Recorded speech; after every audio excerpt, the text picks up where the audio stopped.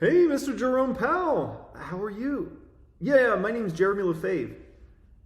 I'm a individual investor. Right now I'm in a lot of small cap stocks I've been buying the last several months.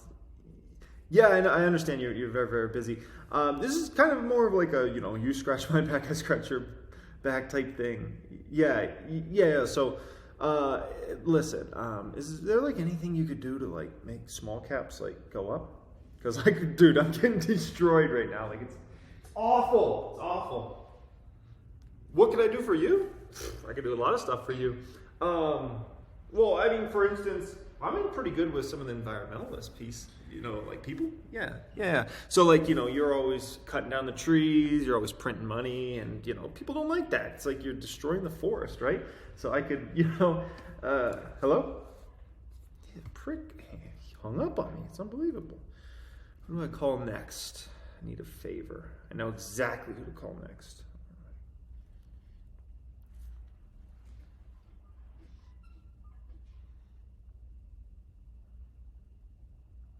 Elon, bro, what's going on, man? Oh man, just getting. I don't want to talk. It's positivity. I can't even be talking about all this negative stuff going on. No. I understand, man. You want to get back on the Tesla conference calls again?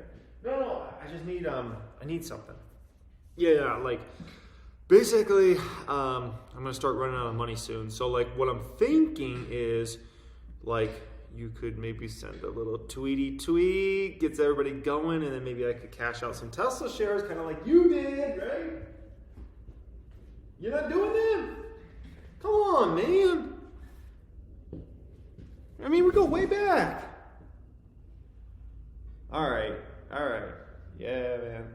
All right, see you at Christmas. All right, bye. Oh my God. There's one last person I could call. I really don't want to do this. Gotta do it.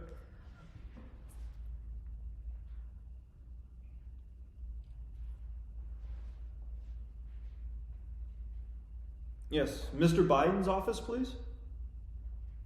Thank you.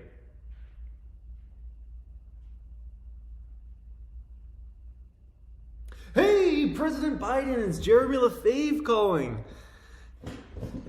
Jeremy Lefebvre.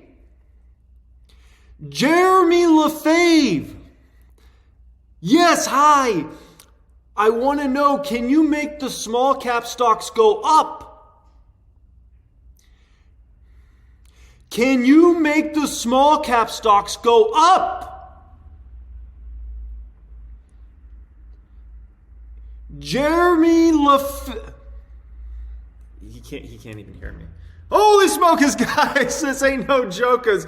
Oh man, today in this video we get to go through my top 3 stocks that are just losing me an absolute fortune right now. This should be a fun one, guys. And on a day like today, when everybody's getting absolutely decimated in the market, it's like, hey, this is a good day to kind of go through some of these losing positions and show some of that good old lost stuff people like to see. And man, do we have some of that to go through here today? And hey, it's only about to be December.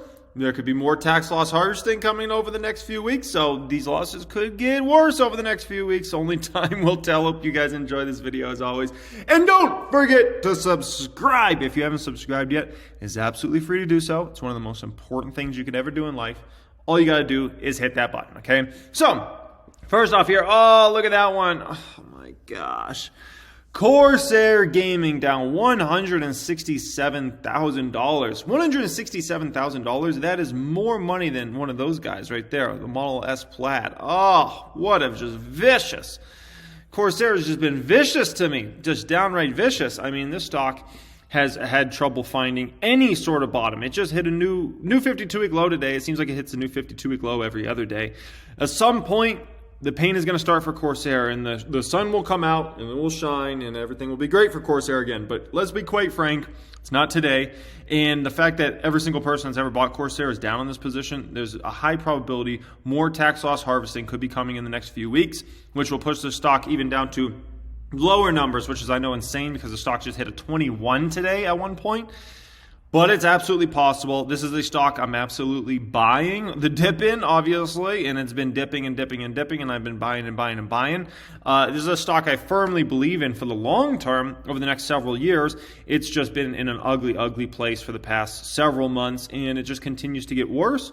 At the end of the day, their business is highly relevant. At the end of the day, this is a stock that's going to be trading probably under a 1 price to sales ratio within the next few weeks, which is absolutely ridiculous.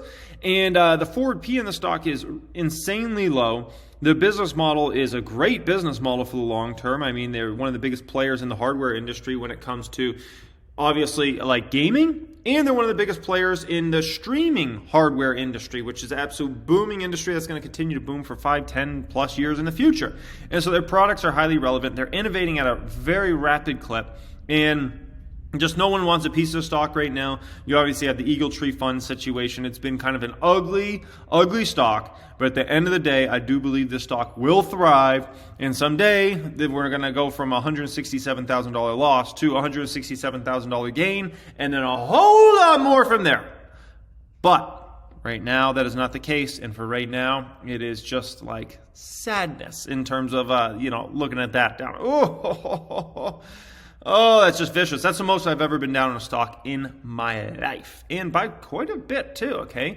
The next closest one to that, the second biggest stock I've ever been down on, is Tattooed Chef. The Chef, down $137,000 in the stock, down almost 13% on this one in my big dog account. And keep in mind, Corsair and Tattooed Chef, I own more in the public account as well. So these losses are likely worse than what you're seeing right here. This is just my big dog account in terms of these shares. But yeah, I mean, Tattooed Chef, this is obviously a cult stock and will build into a much bigger cult stock over the coming years as they get bigger and bigger and bigger in the plant-based food space. Obviously, you guys know, the story here is incredibly exciting for the long term with Tattooed Chef. But right now, in this sort of market that small caps are selling off, folks are moving out of growth plays. It's just, it hasn't been the play, right? It will be the play. I'm fully confident in this company over the next 3, 5, 7 years. And I'm fully confident that someday this is going to be not just a $137,000 gain for me. It's going to be $1 million plus gain for me over time. And then a multi-million-dollar gain for me over time. But that's not today.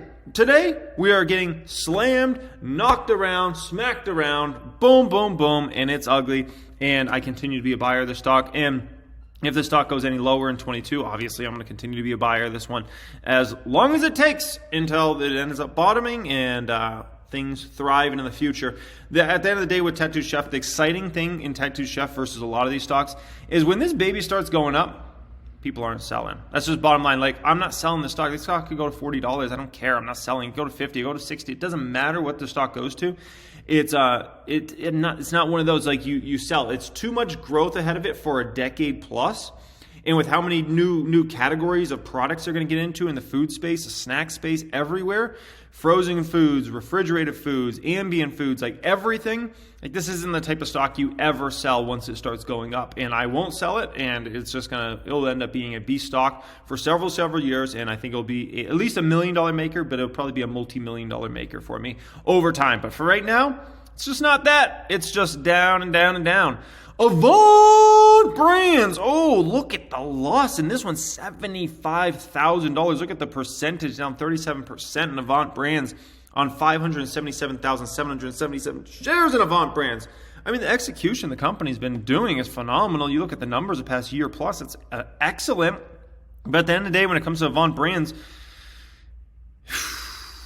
these sorts of stocks have just gotten it the worst because they were very, very exciting in terms of the hype about it, right? The fundamentals are still insanely exciting, actually more exciting probably now than they've ever been before. But when it comes to a stock like Avant Brands, it climbed up to crazy levels, obviously, in January and February, and then all the retail investors started leaving the market. That just let the stock like this drop more and more and more. Then you got tax loss harvesting going on, which everybody in the stock's pretty much down on the stock. So it's like everybody's been just selling it, and it's just an ugly situation.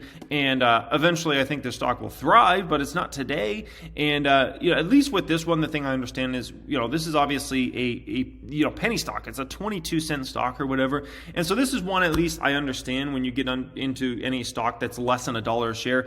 You got to understand there's a decent probability you could go down massively on that position. So I understood my risk I'm taking in this stock.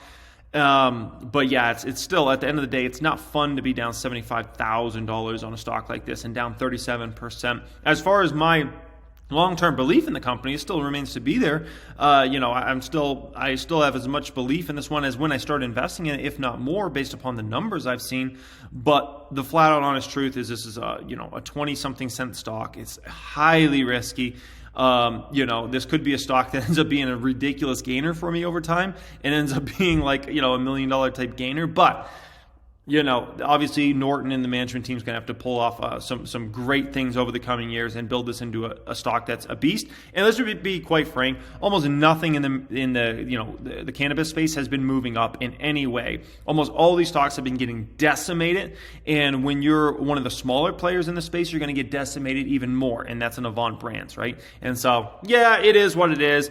But, I remain a holder in that one, and maybe I even buy some more shares of this one, maybe get up to 588,888 shares, or maybe 599,999 shares. So my belief obviously remains there with the company. But yeah, those are my 3 worst stocks. Hope you guys enjoyed this transparency of me showing you my worst stocks I possibly hold. Those ones are just nasty, nasty downward moves. All 3 of those are my top 3 biggest amounts of money I've ever been down on a stock. So, that's some food for thought. But of course, with me, the amounts always kind of get bigger. Then the gains get bigger, the losses get bigger, everything gets bigger. So anyways, guys, much love as always. Make sure you follow me on Instagram. Make sure you subscribe to the YouTube channel.